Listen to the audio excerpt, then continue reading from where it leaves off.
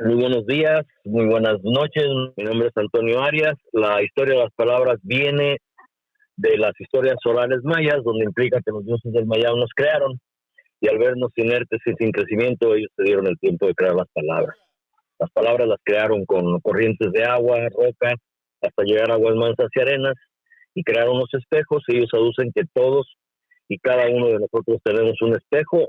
En él nos reflejamos el uno en el otro y en la plática, a través de las palabras, nos hacemos dos en uno y al separarnos, uh, crecemos ambos, obteniendo un poquito el uno del otro. Hoy, como siempre, tenemos aquí al maestro García. Maestro, ¿cómo está? Bien, bien, Antonio, ya listo para entrar en la conversación. ¿El COVID ya me lo dejó libre o todavía me lo tiene cautivo? Medio cautivo, ya mero nos sueltan, así cuídense, ahí voy. Bueno, y esta noche tenemos con nosotros a Ann Brace, una compañera de aquí de Los Ángeles, y con ella pues ahí le hice la lucha a la filosofía, aprendí lo poco que pude y ahí caí con ellos el 1 de mayo de 1994.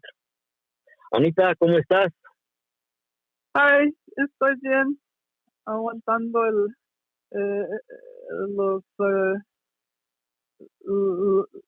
nuevo mundo. Órale, no te preocupes, como digo a todo el mundo, se va a poner peor. Oh. Gracias, ya me siento mejor.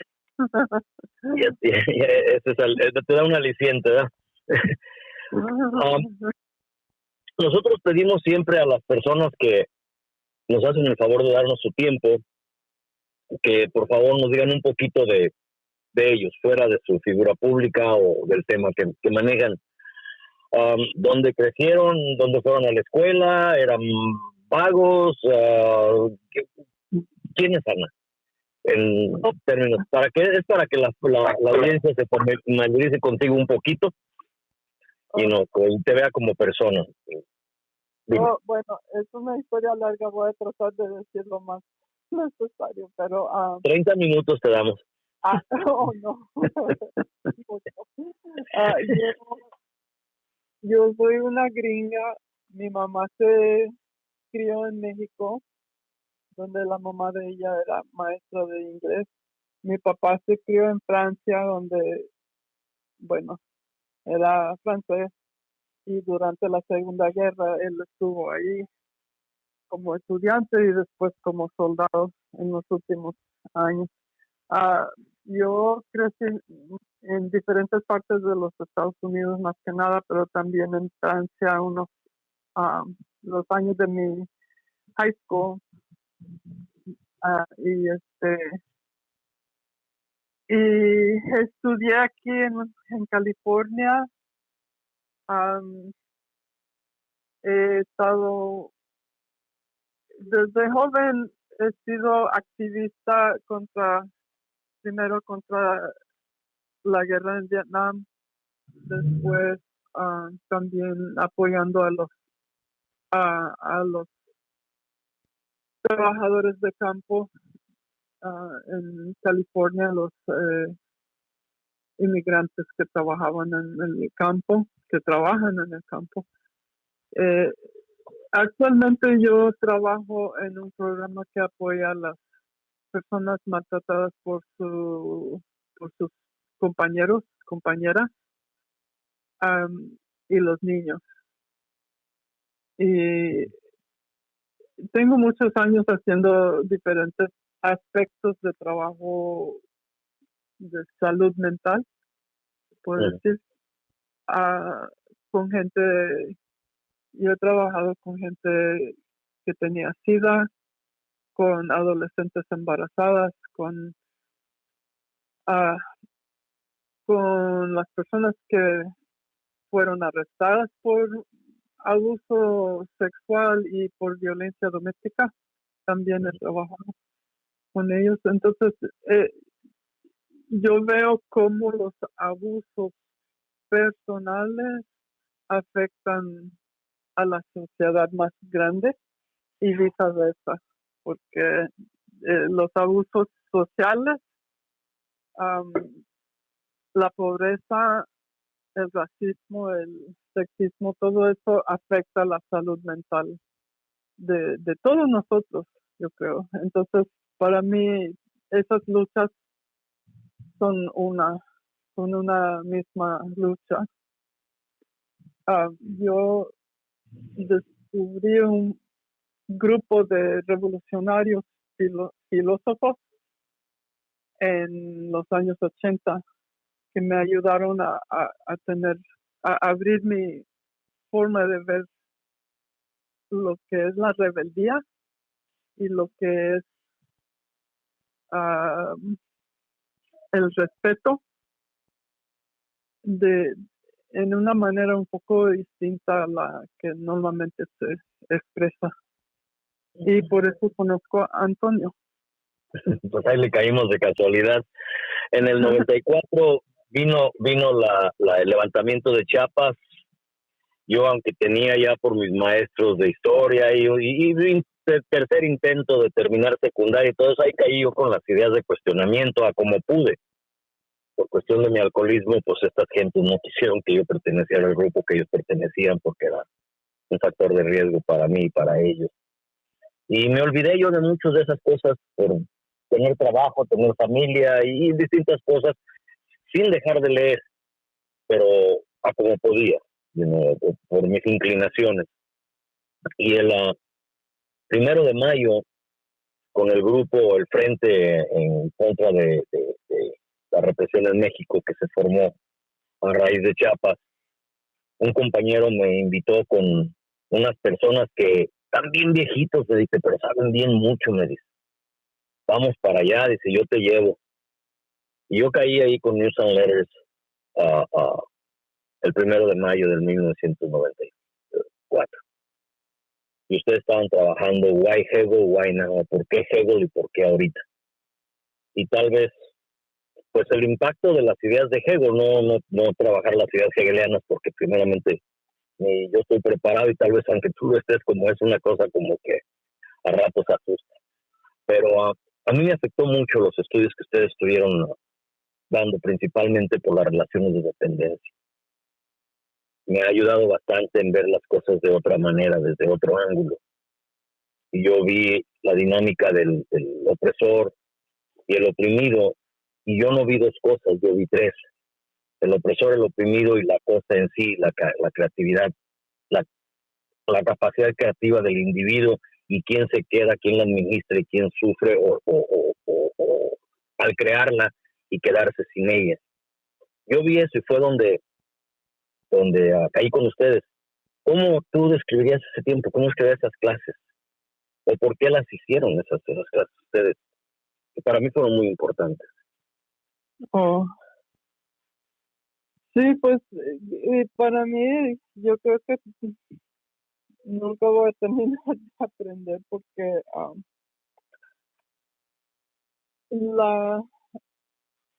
es un tipo es un movimiento, es una idea de lo que es la filosofía que no requiere que uno haya estudiado a nivel universitario y que tengamos nada más pues todos los seres humanos tenemos coco, tenemos inteligencia y cada quien por su forma de vivir tiene su claridad o su conciencia y su entendimiento particular y todos para ver realmente crear un mundo diferente tenemos que pensar juntos porque de tenernos en categorías muy distintas nos quita la oportunidad de entendernos y de convivir y de colaborar. Y entonces eso es una de las cosas que pues uno lo sabe, ¿verdad? Pero a veces nos ayuda a tener palabras bien claras y bien y relacionadas con la historia para poder para confiar en ese plan, en esa idea. Ujú. Maestro, cuando estuve yo con ellos, después me comisionaron para distribuir documentos de Chiapas y fue cuando le caí ahí con usted en la universidad. Y parece que aún con mi impreparación o sepa la fregada que, como que muchos maestros de carrera se sentían un poco intimidados con que alguien pensara en una forma que no les era común. No, pues claro, llegaste ahí con nosotros, con información sobre el levantamiento de los zapatistas y ahí quieres sentar a hablar con gente y yo te presenté a unos colegas, a veces en el pasillo, a veces en sus oficinas y luego tú directamente a las preguntas y también de un índole, pues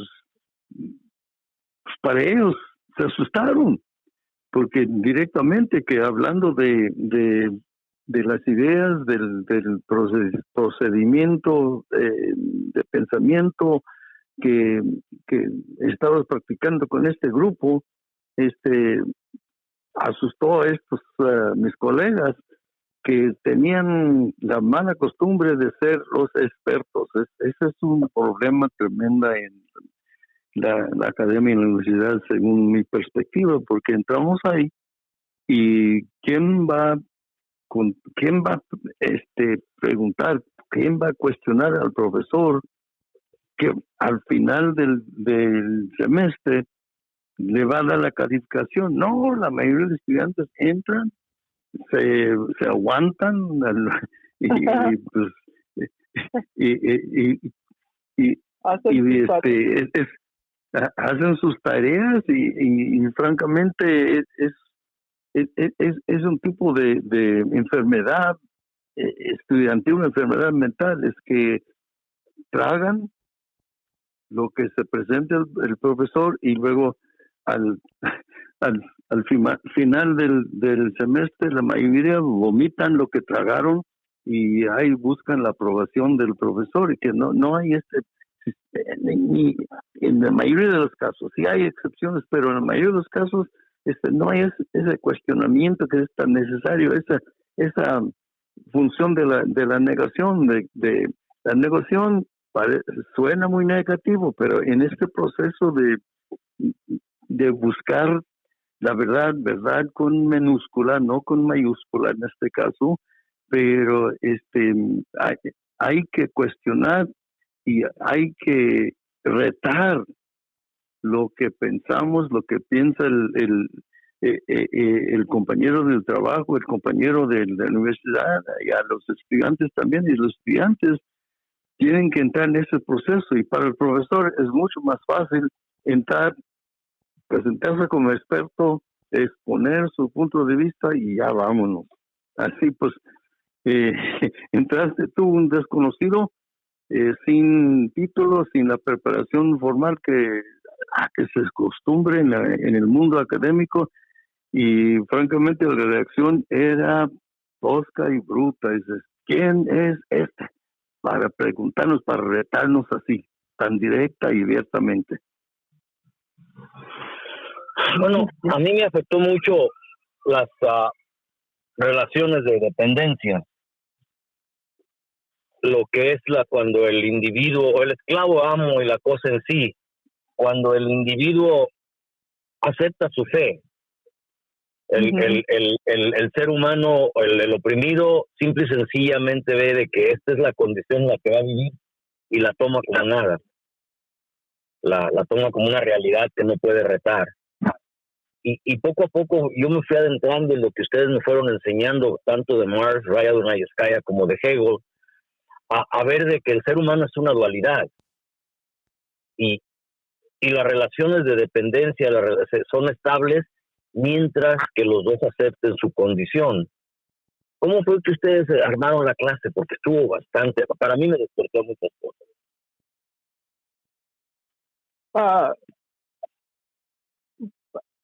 Bueno, ya hace muchos años, pero yo pienso que somos más que dualidades también.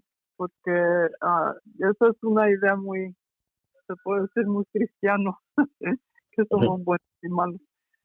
Somos más también, se puede decir, pero en ese sentido, yo creo que te refieres a las contradicciones que todos tenemos, ¿verdad? Sí, en ese sentido, sí.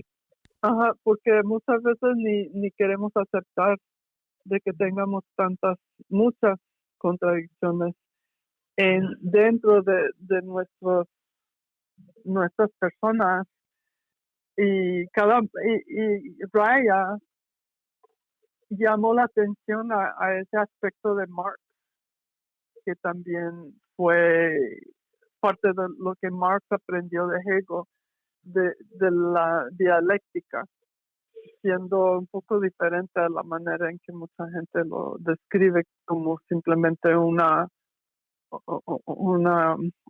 argumento o algo así, sino que es reconocer las contradicciones y que cada contradicción se manifiesta y que se aclare y que veamos donde no van y donde sí van. Una batalla de ideas, lo que no hemos podido tener muy bien en estos días, porque, por ejemplo, las mentiras de los fascistas, las mentiras de la gente de izquierda, está tirando por todos lados, que no podemos ni discutir con esas fake news que ellos presentan. No es una batalla de ideas, realmente es una es una desesperación para sacar la verdad, simplemente. Pero la dialéctica se trata de entender los aspectos vulnerables de un movimiento y de una idea también, y los aspectos contradictorios, los aspectos interesados de un movimiento o de una idea también, para poder como sacarlo al aire, para que todos podamos reconocer cuando la idea es problemática, y discutir y hablar y entendernos. Pero la manera en que los movimientos de izquierda, tanto como otros aspectos de la sociedad, no ofrecen un ambiente fértil para poder conversar de esa manera todavía. Hay rincones donde se puede, pero es difícil de encontrar. A mí las lecturas me llevaron poco a poco a una condición como de una especie de esquizofrenia, una especie de paranoia, cuando alcancé a descubrir que yo también tenía esas contradicciones adentro y que había tanta maldad como bondad en mí como en cualquier otro, y que era hasta peligroso darse cuenta de ello. Y me asustó, me llevó a un estado de paranoia en donde pues yo como que vi esto en el ser humano, y yo caí a la conclusión de que yo no soy ni héroe ni mártir de nada ni de nadie, no vivo en conciencia ajena. Lo único que tengo es que tratar de decir de la mejor forma posible qué vi que hay dentro de nosotros a través de estos estudios de Hegel, Marx y Raya. Y me afectó bastante en este sentido. Wow. Y vi yo una serie de movimientos pendulares en la historia, ¿no? En donde al parecer nos dejamos oprimir hasta cierto punto y nos rebelamos, y sin tratar de ver qué hay más allá de la rebelión. Cuando esto se acabe, cómo nos vamos a guiar, qué tipo de relación sigue. Y como que eso ha sido una constante en la historia, y es una condición, una condición pendular, histórica en donde realmente hay sacrificio, pero no hay cambio real. Y yo pienso que muchos de los que siguen a Marx y descartan la trayectoria de las ideas desde siempre, Hegel como una expresión o un quebramiento hacia el interior del ser humano, como que no alcanzan a comprender a Marx tampoco bien, por cuestión de que Marx en alguna forma dijo que la lucha de las ideas es antecesora a la lucha de clases. O sea que tenemos que quebrantar con lo establecido y ser conscientes de su quebrantamiento antes de que surja la confrontación o la violencia. Y recuerdo haber leído en un lugar por ahí sobre Marx que alguien le preguntó que, cómo podíamos liberar al hombre. Y él le dijo, no, al hombre no lo libera nadie, no ocupa ni líderes, ni salvadores. Lo que ocupa es que le muestres que él oprime y él se dé el trabajo de cambiar sus condiciones.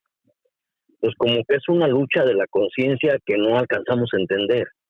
Y todo el mundo quiere salvar al otro en vez de tratar de entender que nos oprime para no caer de nuevo a repetir la opresión.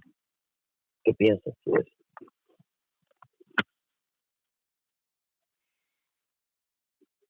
Profe, ¿dónde fue?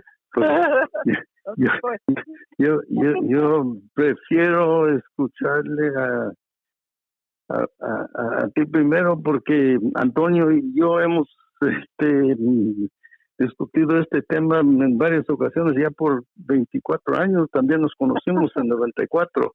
Así pues, quiero una nueva perspectiva, una tercera perspectiva que entre en para mí es un proceso, entonces quiero darnos la oportunidad de tener otro punto de vista en este proceso. No es que soy rajón.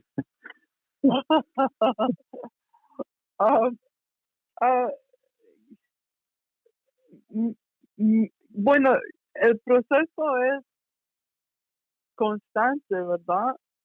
Porque el mundo cambia diario y hay diferentes cosas que nos chocan, que chocan con nuestra conciencia y que nos hacen adaptar nuestro pensamiento a nuevas realidades, ¿verdad? O bueno, y ojalá no solo nos adaptamos, sino tratamos de participar en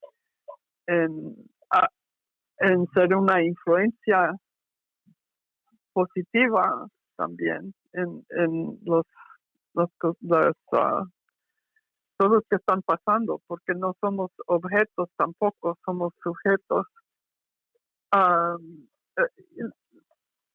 La idea de convivir y de colaborar es muy importante, porque no es un obrero que va a cambiar su vida solo. Es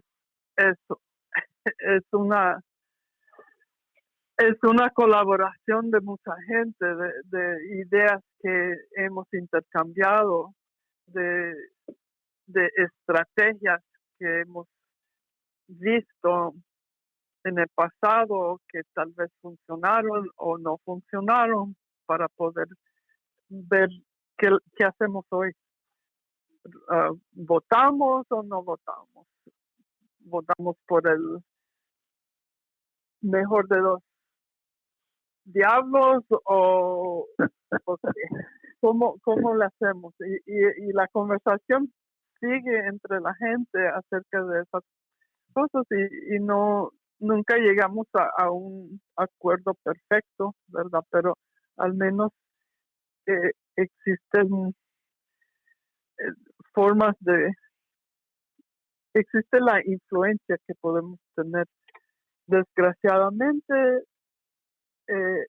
hay gente sin conciencia que sabe muy bien manejar estas conversaciones y ser una influencia poderosa en cómo la gente piensa o la falta de pensamiento, la falta de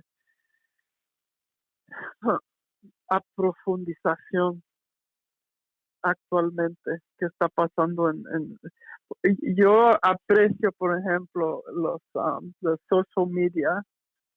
Yo aprecio social media en el sentido de que sí se puede compartir muchas ideas entre gente que nos quiere apoyar, que gente que queremos comprender y conocer.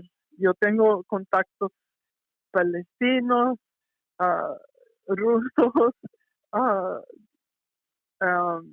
judíos, chinos, japoneses. Yo tengo mucha gente en mi Facebook, ¿verdad? Y yo trato de aprender de cada persona porque tienen experiencias distintas a las mías. Pero también existen infecciones que en el sentido de que hay gente que muy a propósito meten ideas falsas que luego se propagan.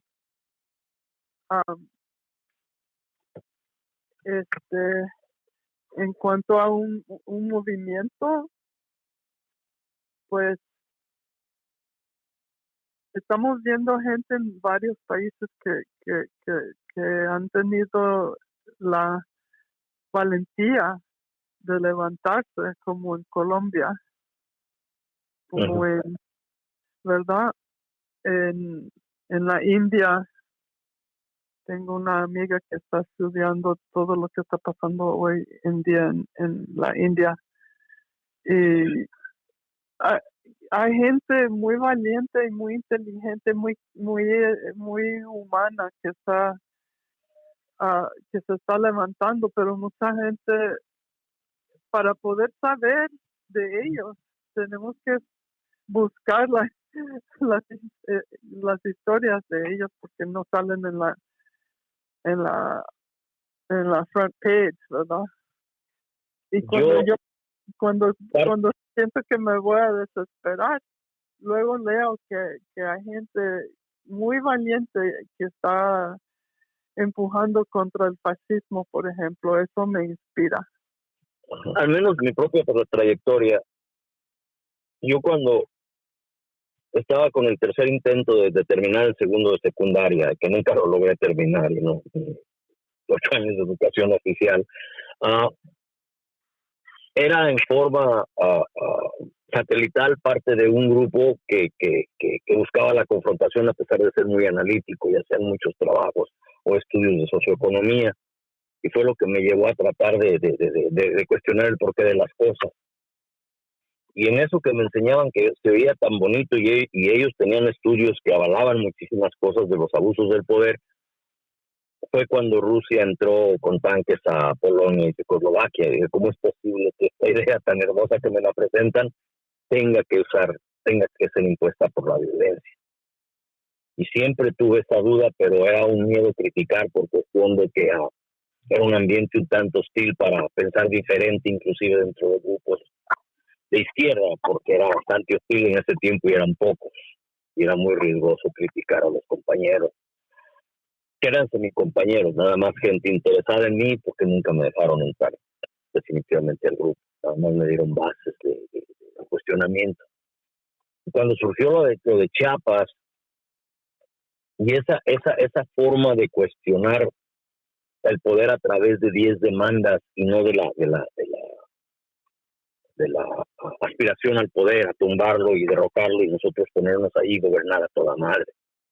No, eran unas demandas que ponían o obligaban al poder a justificarse moralmente.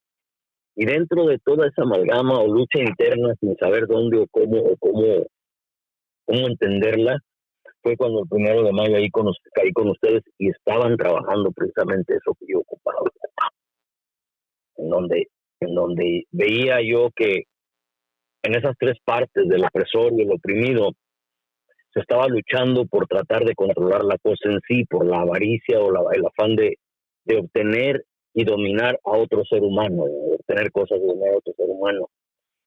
Y en parte se hacía por una falsa moral, la democracia, la justicia, que todo era básicamente principios mal usados solo para tener una justificación a su opresión. Y el oprimido aceptaba su condición, y ya cuando era demasiado intolerante, se rebelaba a tratar de tumbarlo. Y aquí empecé a entender con ustedes de que tenía que haber una forma razonada de entender esto para no repetir la misma condición. Y eso en parte lo que yo aprendí y dio sentido al levantamiento de Chiapas en mi persona, en donde desafortunadamente estas ideas que vinieron de la teología de la liberación, el marxismo y el pensamiento maya, fueron totalmente pasadas a segundo término por la presencia de un ícono, de Marcos. Y ya las ideas no se discutían ni las razones de este levantamiento, solo se discutía Marcos. Y todo el mundo se perdió en el ícono. Pero a mí se me hizo un poco más claro lo que yo estaba tratando de buscar cuando estudié con ustedes. Ajá. Bueno, hasta qué grado la justificación moral del opresor y nosotros aceptarla nos ha hecho que vivamos enajenados, que vivamos fuera de nuestra propia perspectiva como seres humanos, de nuestra propia realidad, y aceptemos una condición totalmente de humillación, sin aceptarla ser así, como que es nuestra fe, es nuestro destino. Todos tenemos un lado rebelde, y ese aspecto rebelde, en vez de ser, ese aspecto rebelde en realidad es parte de la necesidad, es necesario, es un aspecto necesario en el espíritu del ser humano. Pero cuando estamos en un ambiente autoritario, se usa la palabra rebelde como para decir que es algo diabólico, algo malo. Pero necesitamos ese aspecto rebelde para poder cuestionar cualquier autoridad, hasta los más benignos. Tenemos que cuestionar, tenemos que sabernos ubicar como individuos al mismo tiempo que nos estamos socializando, porque no somos puramente individuos, ni tampoco somos puramente parte de una familia o parte de una fábrica o de cualquier contexto donde tenemos que convivir. Pero cuando se trata de escuchar y obedecer a una persona que tiene más poder que uno, es normal, es un aspecto necesario también para sobrevivir, saber know how to pick your battles, saber escoger cuándo rebelarnos y cuándo no, porque tampoco queremos perder la vida por levantarnos contra una persona, un dictador, solitos. Necesitamos sentirnos apoyados y comprendidos por más gente, y por eso, como muchas veces nos sentimos solos, solitarios, no es fácil revelarnos, no es fácil cuestionar a la narrative, a la filosofía del dominante, del opresor.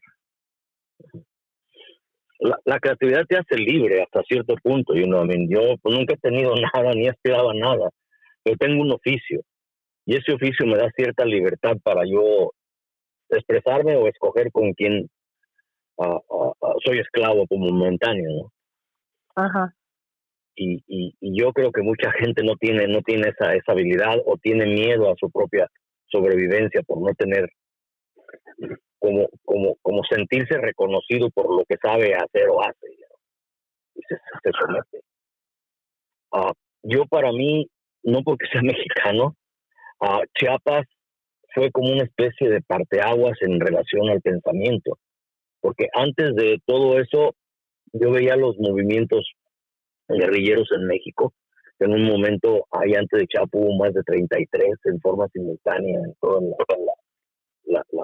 territorio, y era la tendencia de la confrontación, y Chiapas como con esto dio un aspecto distinto a la batalla, a la lucha, que no supimos tal vez en forma momentánea para capitalizar en ella, porque nos perdimos en el ícono o en otras cosas o en nuestra propia enajenación, pero creo que dio hasta cierto punto un poco de impulso a la primavera árabe, anterior a Chiapas tal vez Lábalas, pero como que el ser humano va aprendiendo de sus propias experiencias que no sean dentro de su aunque no sean dentro de su enclave geográfico. Como que eso es una enseñanza que todos los seres humanos vamos adquiriendo conforme nuestro propio desarrollo histórico, y eso me lleva al cuestionamiento que esta gente que le llaman los pelados, los vagos, los de la barriada, están poniendo en jaque al poder por el momento en forma muy frontal en Cali, en Colombia, pero como que esto puede tener repercusiones más allá de eso, con el método de lucha de exigir que el poder lleve a cabo la función que promete ser, que no viva o se exprese en una falsa moral, que no justifiquen la lamentada democracia que no es, o la justicia que tampoco es, como forma de justificación a oprimir, a denigrar, a subajar, a suprimir a un ser humano. Como que este cuestionamiento se hace más difícil cada vez para el poder llevarlo a cabo, y no haya como llevar a cabo su condición de sometimiento, porque ocupa una justificación. Creo que eso yo en parte lo leí con lo entendí, o creo haberlo entendido con eso de que se estudió ahí con ustedes de why Hegel, why now, porque Hegel, porque ahorita. Digo, a mí me afectó bastante, las ideas de Hegel en cuanto a mi visión del universo me afectaron bastante, en cuanto a mi forma de ver socialmente las cosas.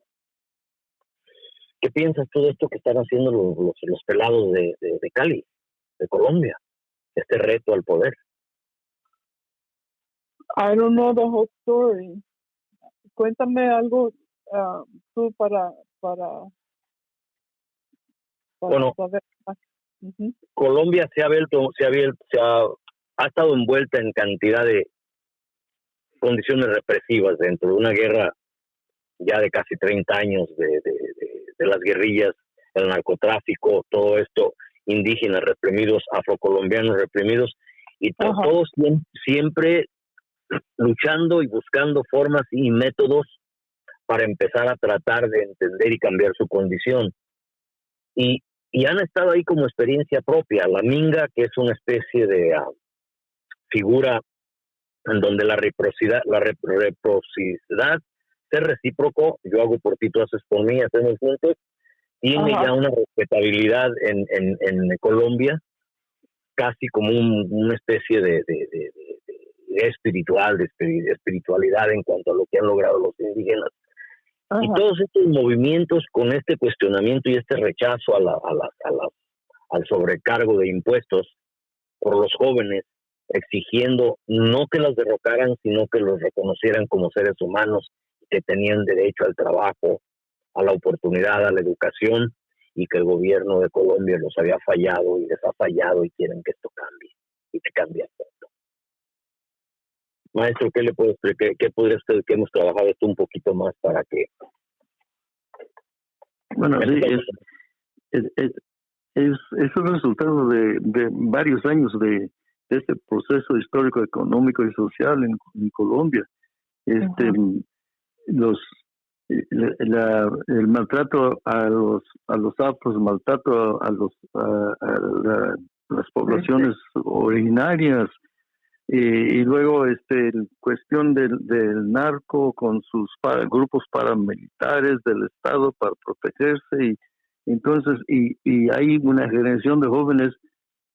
Aparte de eso, cae COVID y hay problemas tremendos económicas, y no ven futuro. No hay hay gente que lo están desalojando por no pagar la renta, por no pagar sus pagos, y están comprando una casa. Entonces llega a las situaciones de que, oye, este estado es no usan necesariamente esas palabras, pero este estado es un estado fallido porque no nos da la seguridad de persona, de pertenencia, nada, y no hay justicia, no hay la democracia, hay elección tras elección, pero en cada elección salen del mismo grupo de rateros, de corruptos. Entonces no hay futuro para nosotros. Si queremos un país que nos proporciona la posibilidad de tener un futuro, y un futuro mejor. Y por eso andan en las calles con el paro. Dicen, no, hasta aquí llegamos y ya. Sin confrontación, sin guerra, sin violencia.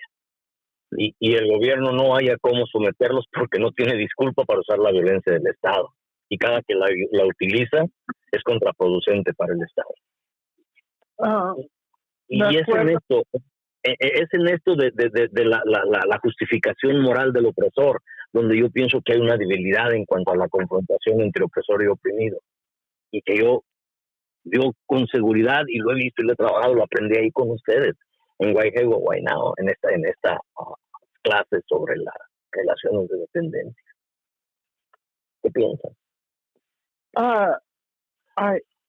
Yo no sé, pero estaba pensando en cómo los carteles en Colombia medio se disfrazaban como revolucionarios durante una época, y se hacían como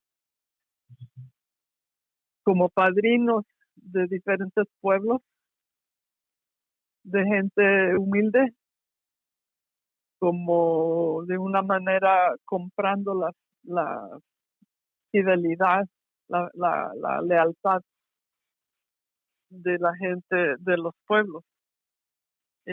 Perdón que no te estoy contestando realmente, pero eso es lo que me estaba pasando por la mente pensando en Colombia.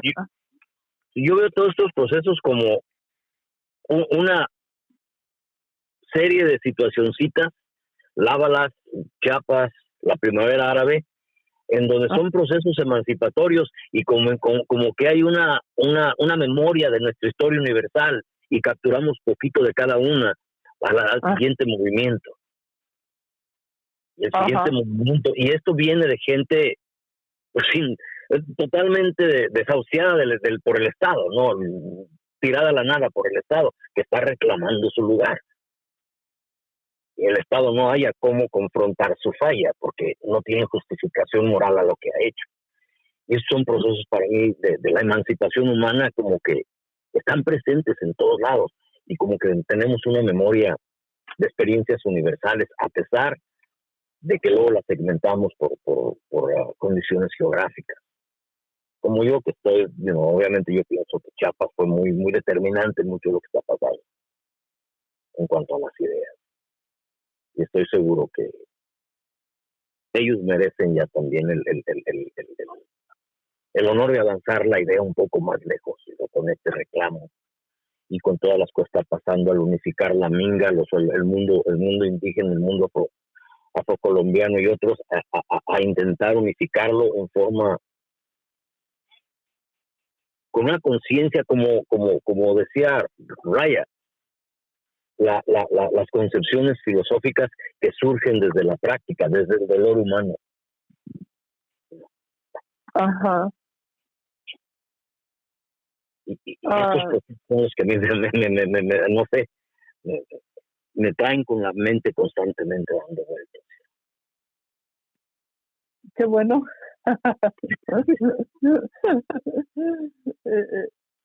Si no se mueve la mente es que está uno muerto. Pero, o sometido y uno enajenado, fuera realmente de la realidad. En alguna forma tenemos que confrontarla con todo y lo que esto implique, ¿no? Y también en las ideas, digo, el mundo de las ideas, los conceptos y la acción, hay cierta actitud de buscar una situación más segura. ajá.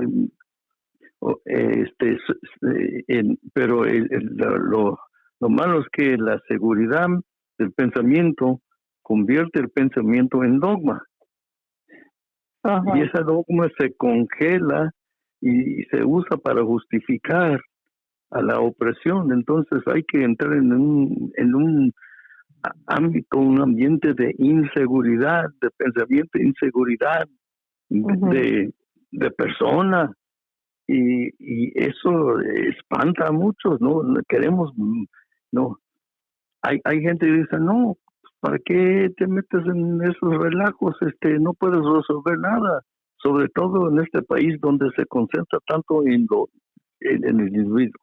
el individuo, y como decías, somos individuos, pero somos parte de algo más grande, de algo de común. Ajá. Y si no dejamos de ser puro individuo, entonces ¿a dónde vamos a llegar como grupo? Algunos se salvarán según sus perspectivas, pero la mayoría llega al punto en que llegan los pelados ahí de que andan en las calles en Cali.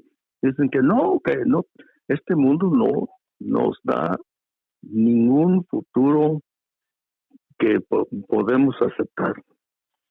Entonces están dispuestos ya a confrontar no solamente al nivel de idea, pero al nivel de acción del gobierno. Y en parte las razones de dependencia es de que se mantienen. Ana, en lo que yo leí en esas clases o ahí cuando caí con ustedes sobre las relaciones de dependencia, es de que la relación se mantiene en esa relación de opresor y oprimido y el que crea y el que se queda con lo creado, con las cosas, mientras que el oprimido tolere sus circunstancias, no decida cambiarla, y para cambiarla necesita superar su miedo o tener un impacto que lo obligue a confrontar la situación.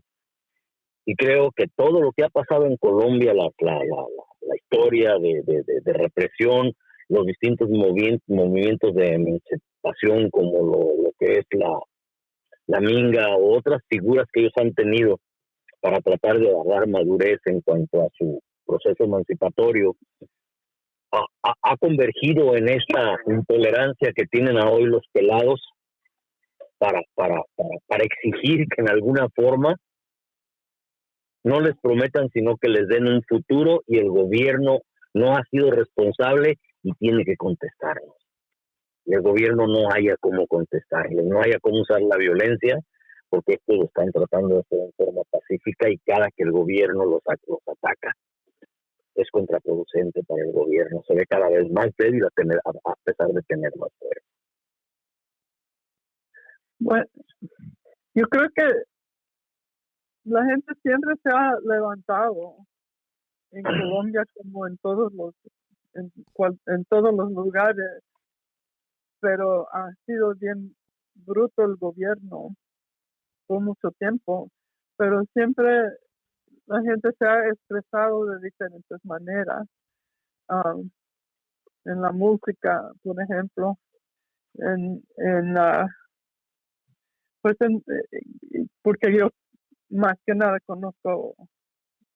me gusta la música, y la música de Cali, Colombia es muy conocida, y es música de negros, más que nada. Ah,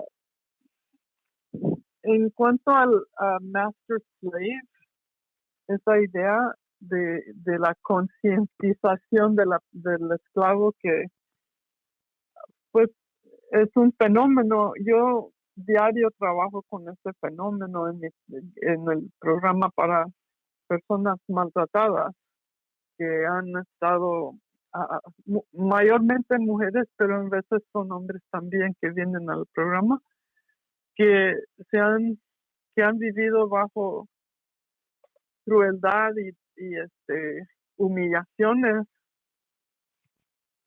de parte de sus parejas, y tienen que ver la manera y siempre yo nunca he visto una persona 100% sumisa. Siempre se rebelan, pero les va mal, muchas veces. Entonces, el fenómeno de la rebelión, volviendo a este tema, puede ser peligroso. Y por eso... generalmente es peligroso, pero es la disposición a perder la vida, la que te lleva a esa condición de rebelión ya sin retorno. Y también el apoyo de otros. Saber que uno está colaborando con otra gente, que uno es parte de un movimiento. Yo, cuando estoy participando o facilitando un grupo de apoyo para varias personas, varias mujeres maltratadas, esos grupos son bien fuertes, porque ahí la gente se ve reflejada en otras caras, pero en distintas maneras, y uno escucha las palabras y las voces de otra gente, y uno va aprendiendo diferentes términos y diferentes estrategias y diferentes y también expresando un sentido de humor y esperanza entre varias. Y por eso estoy diciendo que no, una idea, como dijo el profe, el individualismo en sí no es suficiente. Bueno, tenemos que reconocer que somos individuos y rechazar esa idea burguesa de lo que es la individualidad, porque eso es narcisismo, no es expresarse simplemente, es otra cosa, y tenemos que saber distinguir entre ser un individuo dentro de una sociedad, de una comunidad, y ser un individuo creído que yo puedo porque yo merezco, y que se vayan que todos los demás se vayan a la chihuahua. Eso es narcisismo, eso es diferente. Pero también en parte de estos procesos de liberación es la dependencia en el ícono, en el líder, en el individuo que en alguna forma te va a salvar sin que tú lleves a cabo tu parte. Que creo en este sentido es lo que no se logró cuajar en México, al tratar de traer a una persona que va a guiarnos hacia algo mejor. Y ya dejamos de cuestionar porque él nos va a salvar. Y también esa condición de esperar una solución mesiánica como que nos impide ver la realidad, ¿no? Sí, y casi siempre es un hombre, o en el caso de Eva Perón era una mujer, pero casi siempre es como... La dependencia interna en una fuerza exterior, en un Mesías, en un Salvador o Salvadora, la que a mí me interesa, esta dependencia que impide el desarrollo de los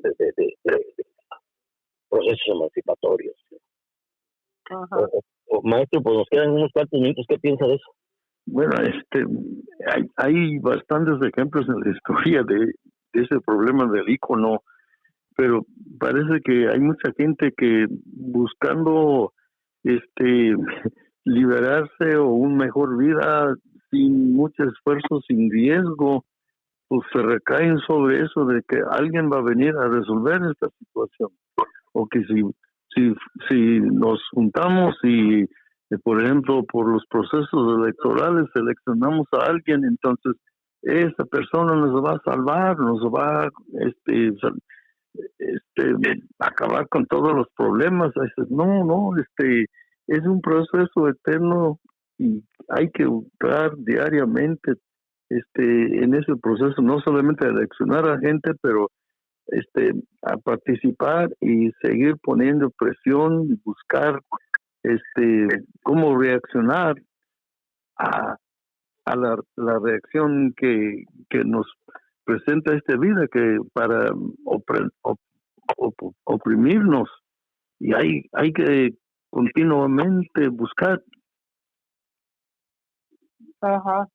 Es la dialéctica, ¿no? La tesis, la síntesis, la antítesis, ¿no? Resuelves un problema, surge una nueva situación y tienes que volverla a poner en contexto para seguirla resolviendo, y es eterno, ¿no? Ajá, sí. Sí, porque siempre surgen diferentes conflictos que han existido anteriormente, pero con diferentes rasgos, y por eso muchas veces no se reconoce que es algo que hemos visto ya.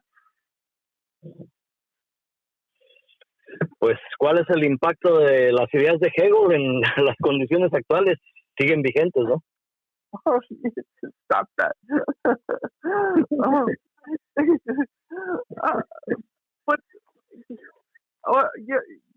Pues los puntos el punto que yo estaba haciendo anteriormente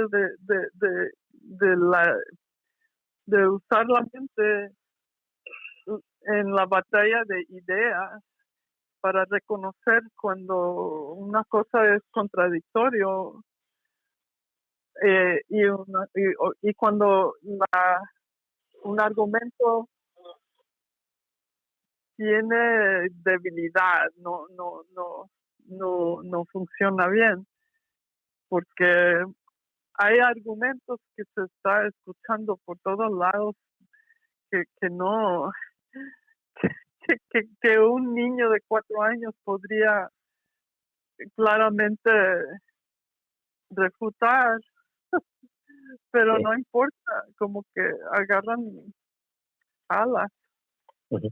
Pues otra de las cosas que también ahí aprendí con el poder de la negatividad, y es todas estas controversias, todas estas situaciones que no nos atrevemos a confrontar, pero son las que nos hacen crecer. Ajá. Con esto, pues unos segundos, un minuto para despedir el programa. Bueno, esto lo que estamos haciendo es un pobre ejemplo de lo que debemos hacer, y cuestionar, dialogar, buscar otras perspectivas para llegar a un sistema no solamente de cuestionamiento a los demás, sino también un autocuestionamiento de nuestros propios valores, principios, etcétera. Anita, pues este es el programa. ¿Qué piensas? ¿Cuáles son tus conclusiones? Que siempre van a seguir aquí en este programa. Pues como dice el profe, es algo que continuo, que no se va a aclarar con un punto perfecto y ya estamos bien.